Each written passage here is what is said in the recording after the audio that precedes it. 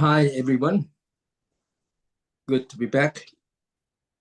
Today's day is June 8, 2025, Sunday.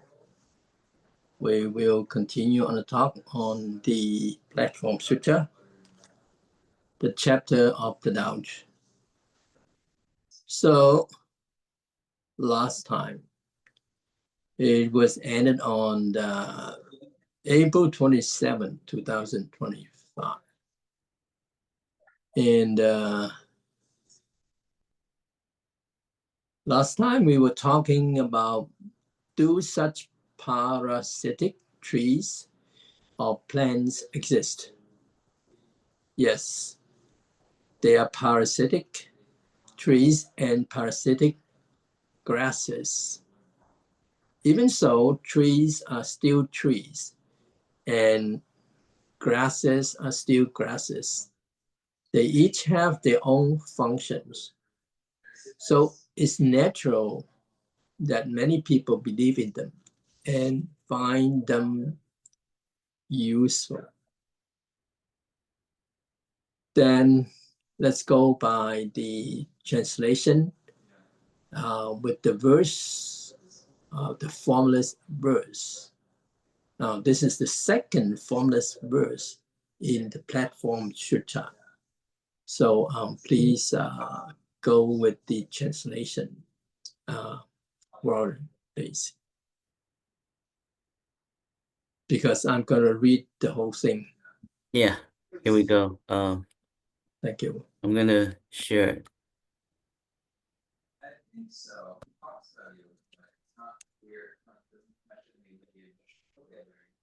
The verse goes like this.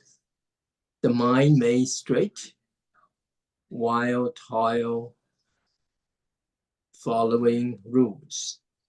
Now, that means why doing hard work following the precepts? The practice sure, and what use is dhyana meditation. Filial deeds support the father and mother.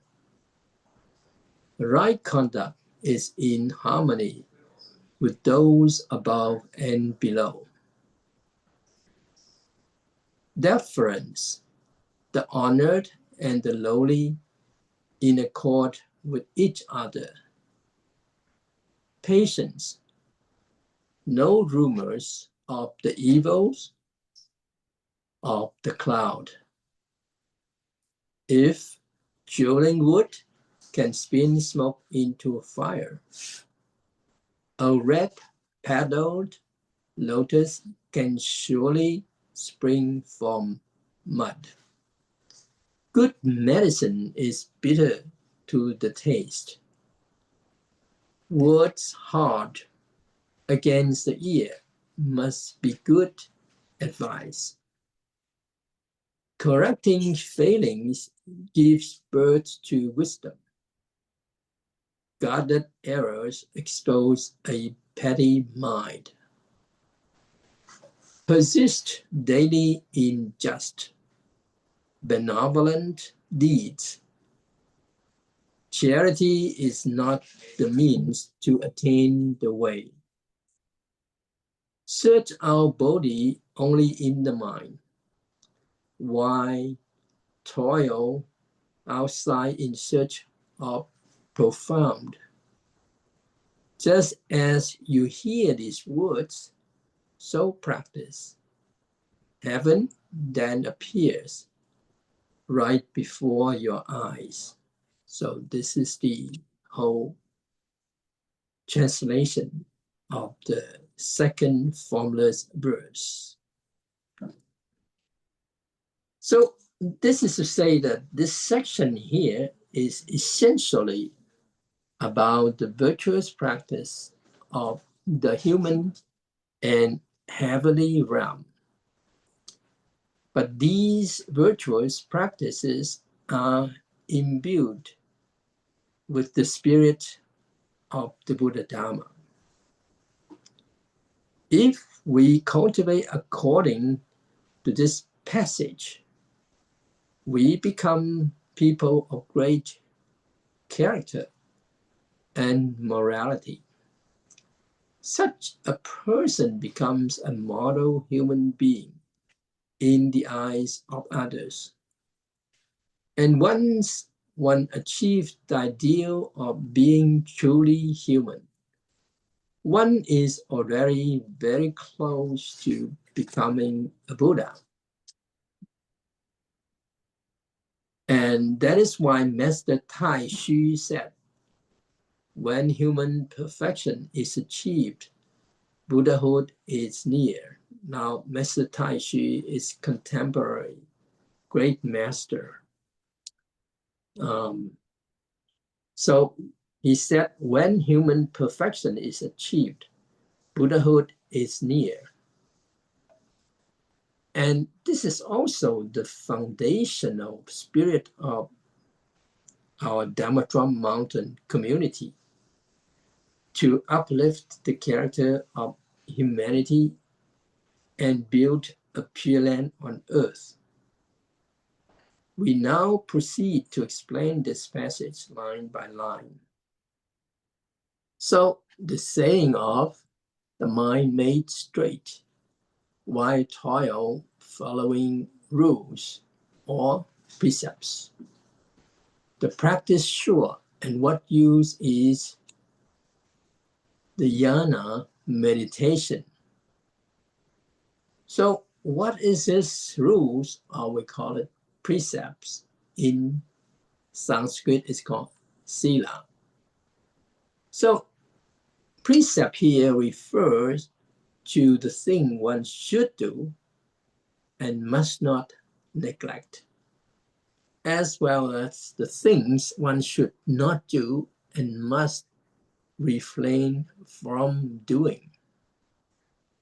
You can see that this includes both active discipline, which is positive observance, and passive discipline, which is restraint.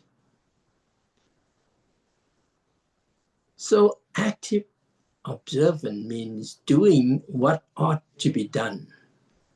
You are not allowed to not do it. Passive restraint means refraining from what should not be done. You must not do it. Ordinary or generally, people tend to think that observing Buddhist precepts is all about the passive side. Do not steal, do not lie, do not kill, do not commit sexual misconduct, all forms of refraining. But what's often not mentioned is the active side of the precepts. They are things you must do. Failing to do what should be done is also a breach of precepts. And this is true active discipline. And the other one is the meaning of the mind made straight. Well, it's called the meaning of equanimity.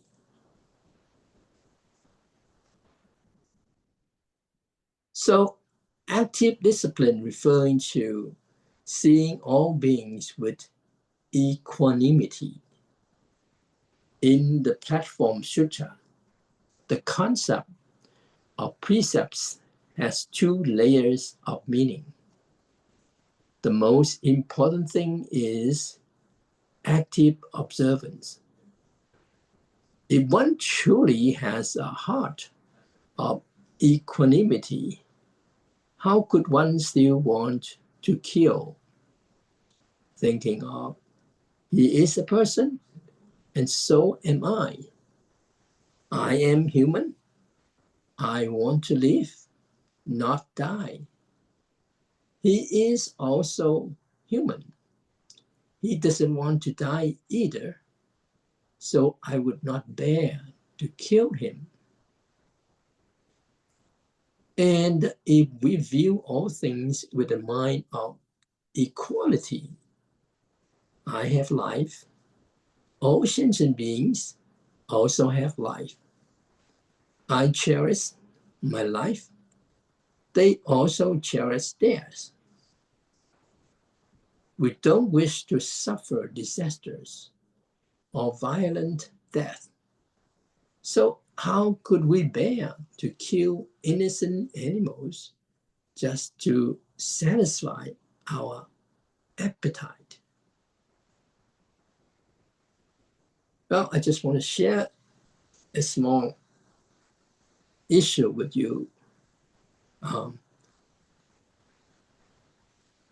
2 or 3 days ago, in the bathroom, there are swarm of ants coming from the floor.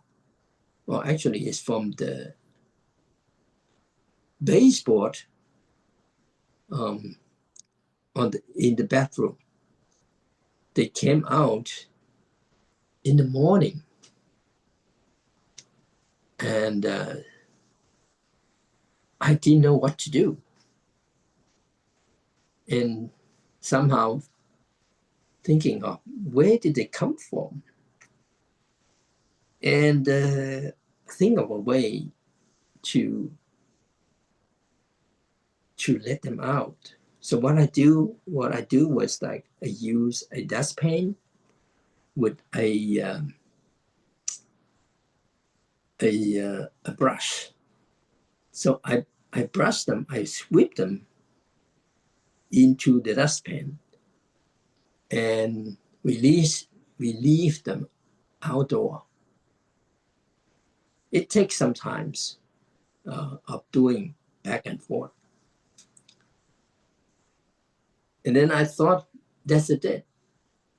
But the next day, well, actually, on that day in the evening, I didn't see them.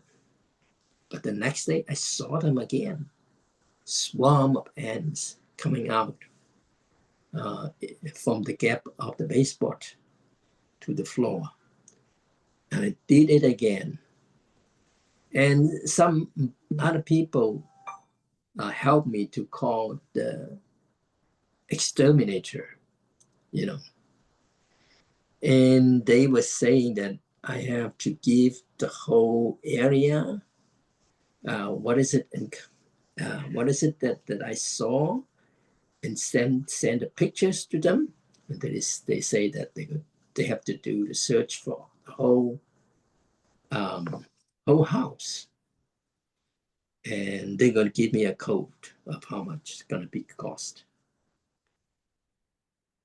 And I think if I ask them to do it, then ants will be killed, and they will put all kinds of chemical things in the bathroom area. So I did not go by whatever they told me that I'm supposed to do, because it takes some time for me to think it over. Then I continue on sweeping.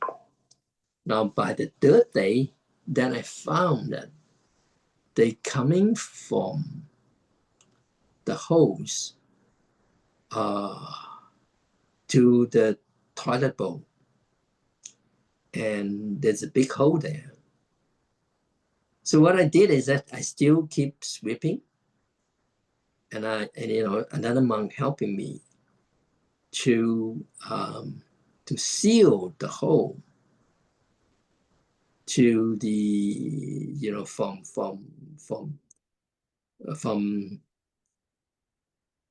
to seal the hole from that the hose. And then I sweep them again, clean them up. Now actually the monk was doing it. Clean them up, and then one is seal the hole, and then spray and then sweep them out, and then spray the vinegar, water to the floor, and then spread some cinnamon powder to the floor. And today, this morning, I did not see them coming anymore. So I saved some killing by doing so. Okay. So this is the story of it.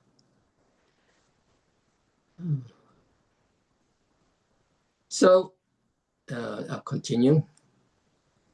Well, there is the true meaning of equality now. There's a twisted interpretation of equality. Some people twist the idea of equality, saying, since my mind is equal toward all, I don't need to see humans as humans when I kill them. I don't see animals as animals either. I look at humans as if they were rocks. I look at pigs and cows as if they were just mud. After all, everything is equal. To equate humans with rocks or animals with mud, and then say that killing is okay because the mind is non-attached. This is distortion. That is not true equanimity, but a darkened conscience. That is not a peaceful mind, but a black mind. So, if one truly has a mind of equality, one would not feel jealous when others have wealth or good fortune. Instead, one would rejoice. This is wonderful. He's gained benefit, joy, and success. I should celebrate for him because he is me and I am him. His gain is like my gain. Otherwise, if others suffer disaster, torment, or hardship, can we remain indifferent? If there is true equanimity, then we recognize his suffering is my suffering. His pain is my pain. So the foundation of equanimity must begin with empathy and then extend to compassion.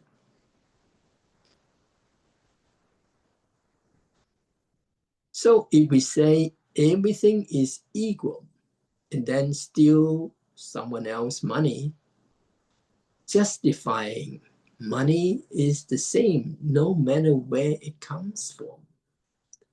His money is mine too.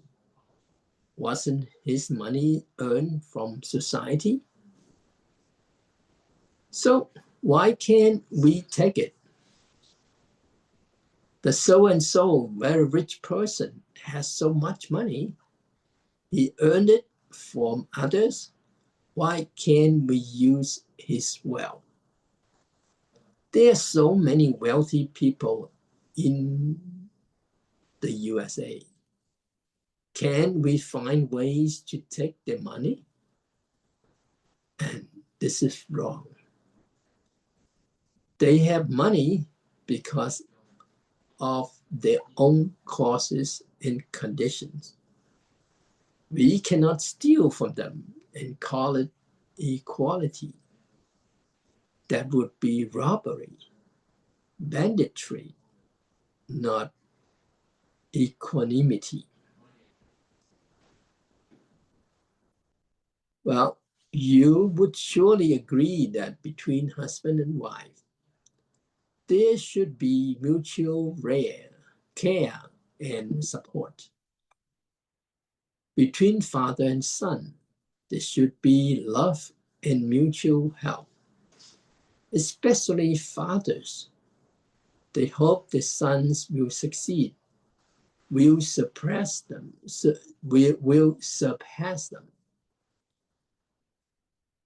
Most fathers are like this. Most couples are deeply supportive of each other.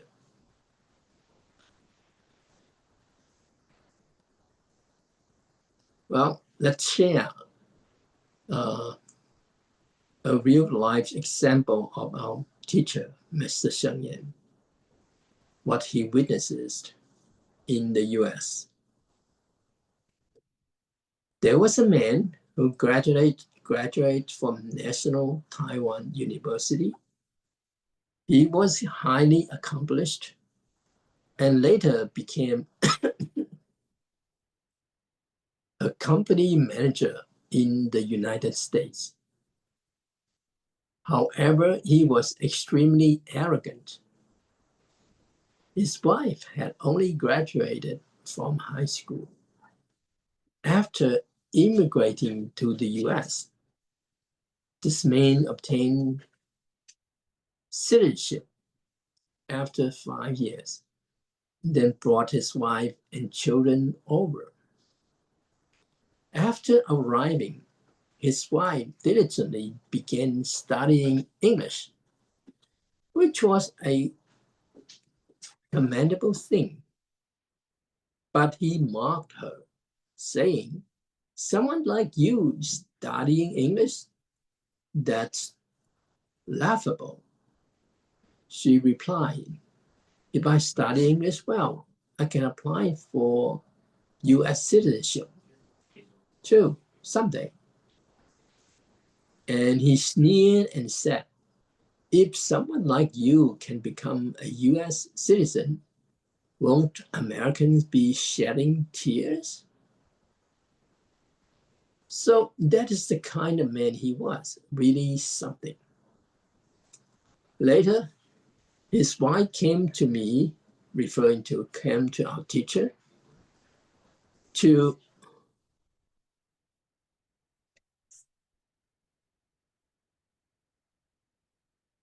express her grievance. She said, "How can my husband be like this?"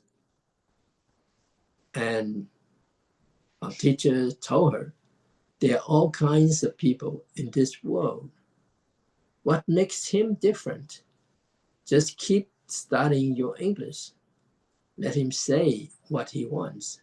Don't mind him."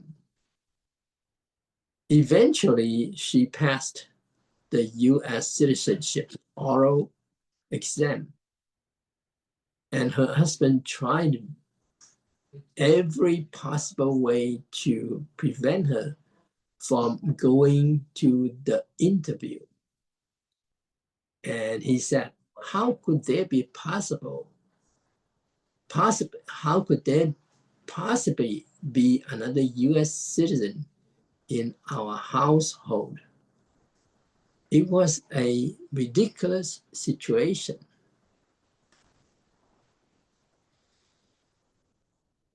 And again, there is another example from our teacher. He said a man had an only son. The boy finished elementary school in Taiwan, then moved to the US and graduated from college. The father constantly worried whether the son would go on to graduate school. He urged him to hurry up and get a job. And the son asked, "Can I go to graduate school?" And the father snapped, "Your old man," referring to himself, "didn't go to graduate school, and you still want to go?" So this kind of attitude clearly reflects an unhealthy mind. Is such a mind Is that normal? Well, let's reflect on ourselves. When we see a cousin, sibling, or even our own brother achieving a bit more, winning some honor or award, that arises, what arises in our mind? Well, it is like eating something sour. It's called bittersweet jealousy. Oh, he won an award. That's great, but da da da. Well, the award is decent, I guess, da da da da. So, but inside, there's a bittersweet feeling, even when you offer congratulations, saying congrats on your award. It feels like he did not really deserve it. You think maybe you should have won it instead, but you didn't. What kind of mind is this? It's a jealous mind, a mixed feeling of jealousy, envy, or bitterness, not a mind of equanimity. If we truly had a mind of equality, then whenever someone else gains benefit, it would feel like we ourselves gain benefit. Whenever someone else suffers hardship, it would feel like we ourselves are suffering. That is the mind of equanimity. And if one can truly live this way, one is essentially already a bodhisattva. But that is easier said than done.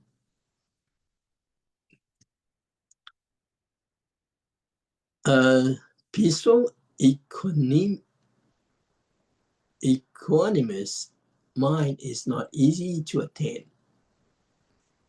So, as practitioners, do we truly have a peaceful mind?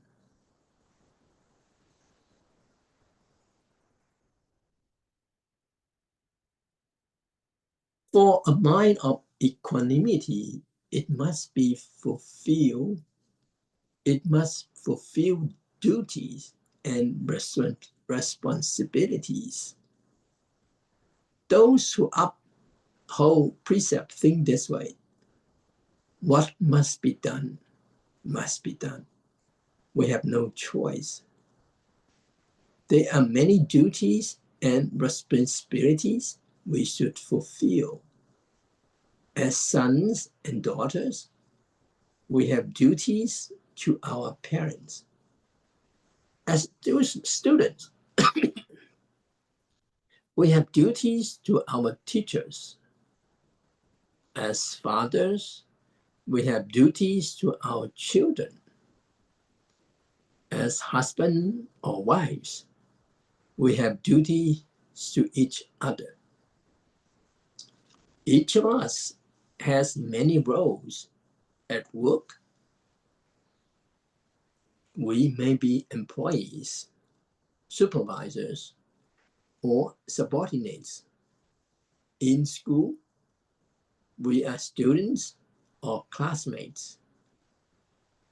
In the family, we are parents or members of the household.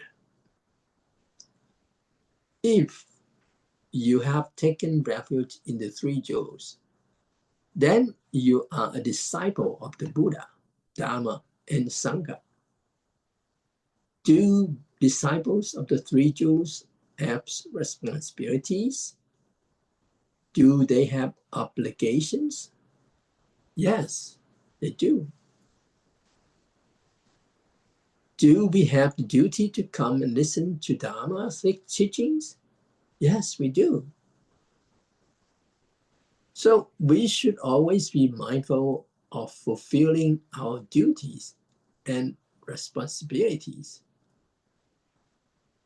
Some people think enjoying privileges is necessary. Not fulfilling responsibility is fine. But is that upholding the precepts? And some even say, if you don't enjoy blessing now, you're missing out. If there's food, eat it. Why not?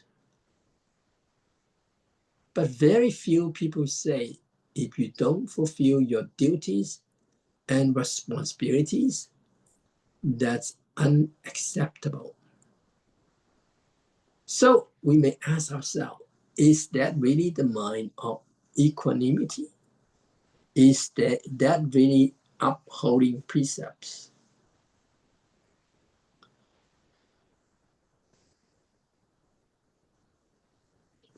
And our teacher said that he had a disciple with sharp vision and strategic thinking. He's always directing others to fulfill their responsibilities and obligations, but he doesn't do anything himself. So our teacher asked him, you're always telling others to fulfill their responsibilities, but aren't you forgetting your own? And you know what he replied? I haven't forgotten. My duty is to tell others to fulfill theirs. And our teacher said, but you also need to fulfill your own responsibilities. Then he said, of course, that is exactly my responsibilities, to tell others to do theirs. So can you imagine a household like this? If a wife constantly tells her father, tell her husband, you must fulfill your responsibilities and duties. And the husband replies, and what about you? And she said, my responsibility is to remind you to fulfill yours. Isn't that absurd? Yes, such people exist. And one of them is a teacher's disciple.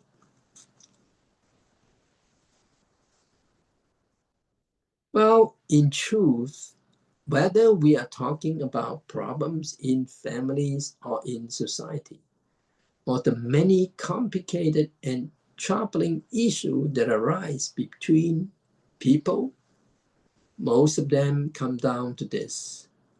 People avoid fulfilling their duties and responsibilities, pushing them aside while actively fighting for their rights. They don't want to shoulder responsibilities, so they find ways to dodge and avoid it, like practicing Tai Chi, always dodging, shifting, and deflecting. When it comes to enjoying rights and benefits, however, they use the tactics of Shaolin Kung Fu or Taekwondo, aggressively fighting to get what they want.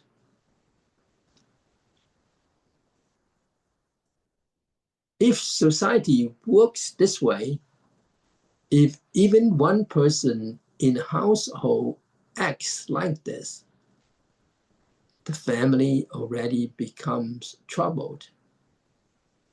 If there's one such person in a group or team, the whole group is affected. If there are 2 or 3 such people in a household, the family will surely be turned upside down and may even fall apart. So when we notice problems in the family or society, we must first stand up and take responsibilities for ourselves. Only when we fulfill our own obligations can we inspire others to do the same. You cannot simply demand that others take responsibilities while doing nothing yourself. If everyone acts like this, then neither society nor families can be saved.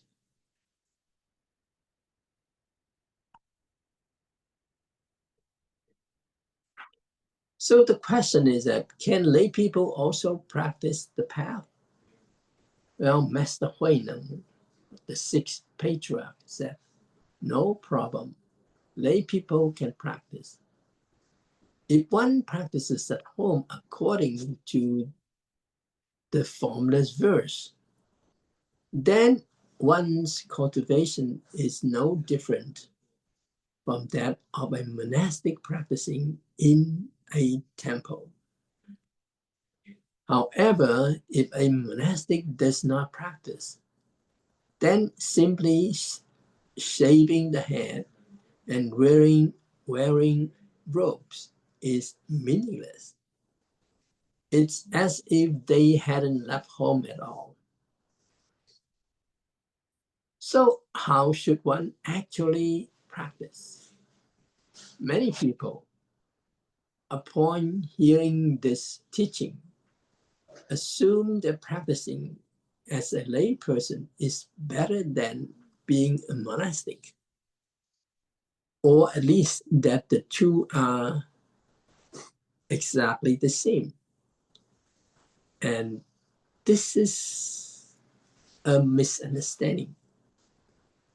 In lay life, there are many obstacles to cultivation, say family, career, work responsibilities.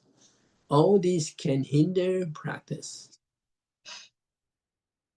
By contrast, after ordaining, both the external environment and one's inner mindset are more conducive to letting go, seeing clearly, and achieve a calm, peaceful mind while upholding pure precepts.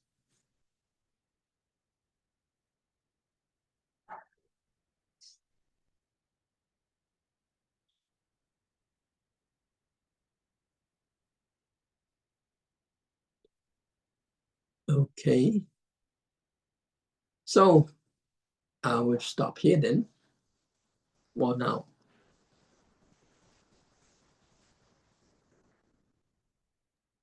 Báo